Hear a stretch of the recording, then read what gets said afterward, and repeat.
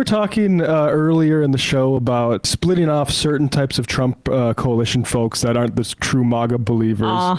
And there's this interesting video by YouTuber Too Lazy to Try. That's the number 2 lazy to try on YouTube. A video entitled "Joe Rogan's Friends Won't Stop Roasting Elon Musk," and I just think this might be This guy, Tim Dillon, I know still have some people I grew up with that are, friends that are conservative. They all love this guy, Tim Dillon. Right, yep. Okay, so this is the only thing I know about him. They like Shane Gillis, who I actually think, for a conservative, is pretty funny. I don't know much about I don't think he's super conservative. I think he'd said some problematic stuff in the past. Whatever. He's pretty funny. But he is funny, yeah. But this guy, I don't know much about. He's adjacent to a lot of comedians. I like the Stav sort of stuff. But I saw him interview Candace Owens and thought less of him for that. But this stuff is funny. People listen to these guys a lot. So the more mockery of the right that we can get, the better. Look like one. So some of Rogan's comedy friends are like, he's just trying to gaslight us here. This is crazy. And Elon also never even denied doing it. He's just like, again, talking about the Nazi salutes. With the Nazi stuff, but of course, who did deny it for him? Joe Rogan. Of course, he'll jump at any opportunity to defend Elon and embarrass himself. And it's funny, he said people only believe it was a Nazi salute because it fits their narrative, but it sounds like most of his friends believe that, and it kind of goes against their narrative. I mean, Shane Gillis, his reaction was like, I know I'm supposed to defend that, but that's a tough one. And it seems like most of Rogan's comedian friends mocked Elon for it, and they thought his response to it was also really bad. So I give him credit here for having their own opinions and not just going along with what they know Rogan would want them to say, because this also just shows how Rogan will shamelessly defend anything Elon does, even if it makes him look completely ridiculous. But all these people on Twitter are just chiming in saying it's clearly a Nazi salute. He's doing a Nazi salute. Yeah. No. So dumb. All this gesture means is Heil Hitler. This is all this gesture means. It's so dumb. It's not clearly. Yeah, it's crazy. The whole thing's crazy. But that's a sign of the times, and they couldn't help it. They saw a thing, and they're like, "This is we're gonna run with it." But tossing a fucking that was crazy. That's Gillis. Not that much.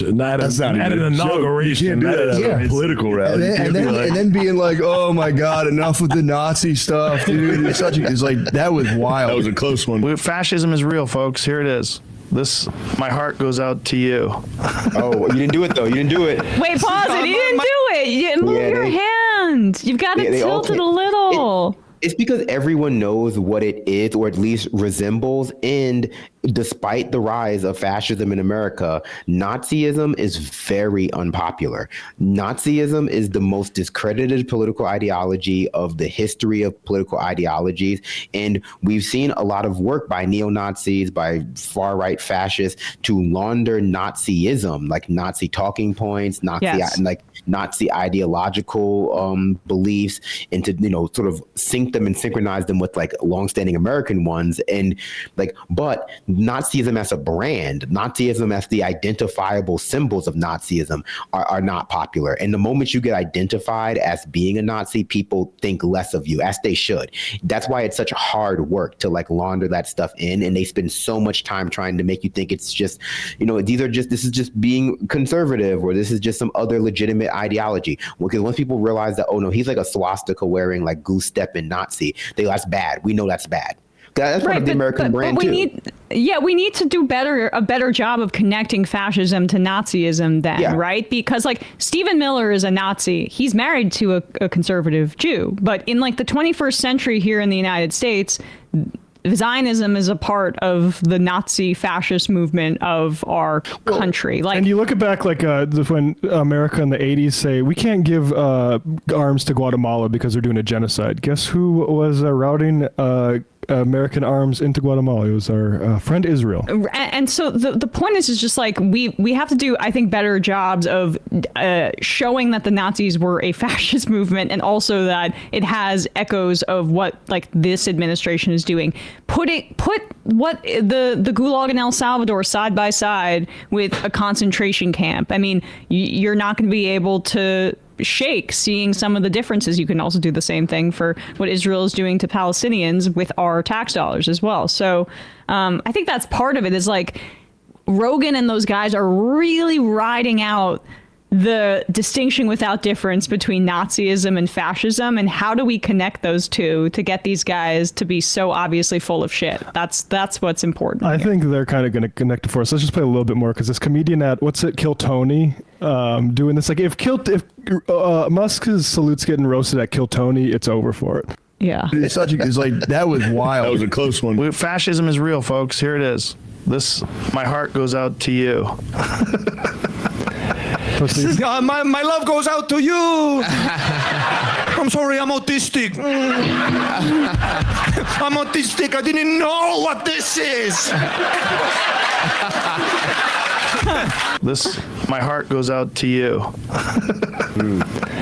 No, that's at the angle.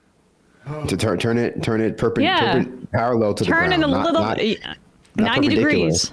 Yeah, don't do that. Don't do that like right angle to the ground thing. You gotta get, you know what it looks like.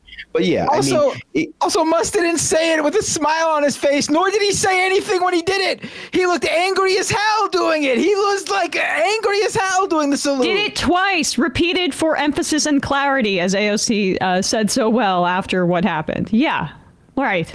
He was feeling himself at the inauguration, and he was on an extreme ego trip that has, culminated in his complete capture of the federal government. He was expecting a different result. He wasn't expecting confusion and smattering of applause. He was expecting a roar. Because he's so online, this 4chan Nazi Groiper, post-truth crap that these right-wingers are engaging in and bathing in. Elon Musk's brain is broken by the internet like a lot of these Trump supporters.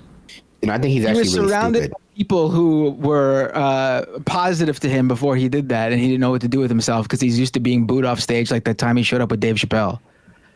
Yeah, right.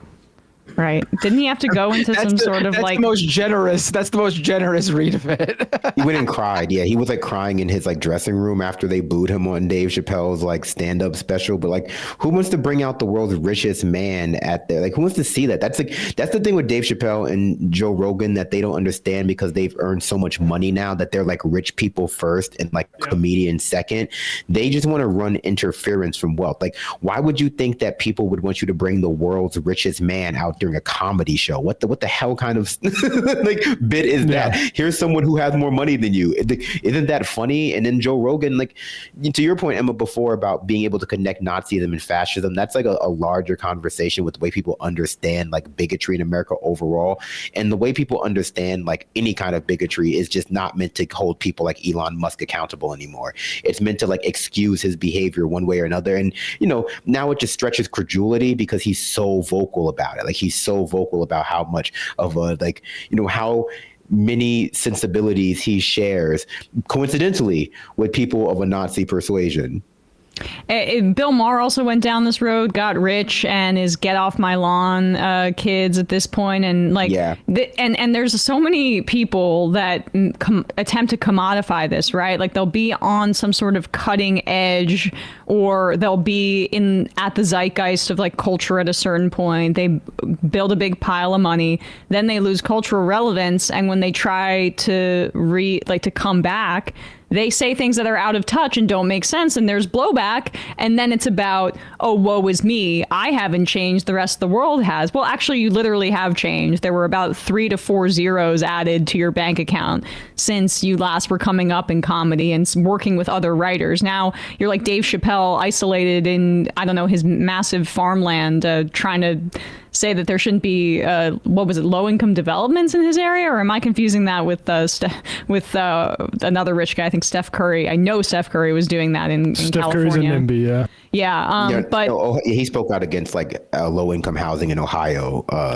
So it was him too, right? Chappelle did. It was a while ago now. Yeah. So, I mean, like, but that's what it becomes, where then they have these huge platforms and they're able to kind of speak to a similar audience with this reactionary grievance, and it's not interesting at all. And it just comes back to that. And Rogan is a key figure in that. And also, I mean, they replace their audience with like reactionaries. A lot of people, especially on the right, will tell you that they don't like a comedian until he gets accused of a sex crime. Then suddenly, like, Russell Brand is their favorite comedian. And you're like, oh, because I mean, I don't like stand-up comedy that much anymore. But back in the early 2000s, like, I liked the Chappelle Show. and I'm not a fan anymore, but I'm sure my place has been taken by like some like right-wing guy who like likes the way he talks about trans people. And so it's really just trading one audience for another, which I mean, you get the audience that you pander to. Yep. And Joe Rogan I feel like he's panicked a little. He's a panicking because CIA handler is telling him he needs to get those numbers back up. Yeah, those numbers he's losing ground to like the guys that are giving them the real thing, not just the Elon Musk PR hour or the CIA spook PR hour. I mean, you can just go if you want, if you're more humanist. I don't agree with a lot of Theo Von's politics, but you know, that's a similar kind of podcast that you can go to. Or if you're just a right-wing freak, there are a variety of different streamers that you can go to. If you're an anti-Semite, you can listen to Candace Owens, who's still consistently now a top 5 political podcast in this country, who's tapping into this new yearning on the right for like, okay, we want to talk about what we're seeing on TikTok on our phones because we're young conservatives. We're seeing what some of these leftists are seeing about what's happening in Gaza. But Candace steers them towards hating Jewish people. There are more alternatives now. It's also why the Daily Wire is collapsing as well. And it's a problem for comedians because I think comedians, like, you know, during the Bush era, it's like, oh, they're all liberals. I think part of them just have like oppositional defiance disorder. And so like all these people who were sort of anti-Biden and anti-woke during the Trump or the Biden administration, unless they're like true believe MAGA people, they're going to shift because, the person in authority, Americans tend to hate them. Yeah. It's like the opposite dynamic with all these right wingers who see like Rage Against the Machine or a punk band or even like a pop punk band like Green Day, and they get angry when like, oh, they're not saying like F authority to like LGBTQ people because they're more accepted now, or you know they're like, why are you not against the popular culture when it's just like some of the more progressive stuff got accepted in the broader culture, and they're upset that like they're not speaking out against this because they're so deranged. They think it's always got to be against who's ever in power or whoever is being, whoever what they perceive as being more popular. And unlike comedians, I guess like the punk scene or the people in those bands are a bit smarter and don't just reflectively go against whatever's popular and jump to the other side. Well, good job to Green Day for saying Free Palestine at Coachella and speaking out about that. But like those guys were in opposition to the Iraq War and to Bush. I remember that from back in my childhood. So I don't know what they're remembering, but it's also they're so anxious. They feel like they have a short moment where they have control over the culture. Some of their podcasts are the top in the country. They think Trump is cool again, and then you can say the R word and you can call people gay slurs and get away with it now. And that's like the totality of what a lot of these guys are interested in with this Trump era. But that's short-lived, right? Like. We're much like Brandon, you brought this point up about how this felt like to you a little bit like Bush 2.0, where there was a really short shelf life before the culture started to entirely turn on conservatism and the Iraq War. And I feel like we're a little bit at that point. It's happening more quickly now because of the level of just like complete barbarism that this administration is engaging in and lawlessness. Hey, folks, don't forget to hit the subscribe button and check out our daily show. We do it every day at 12 p.m. Eastern for about 2.5 hours. We even take phone calls. You should check that out.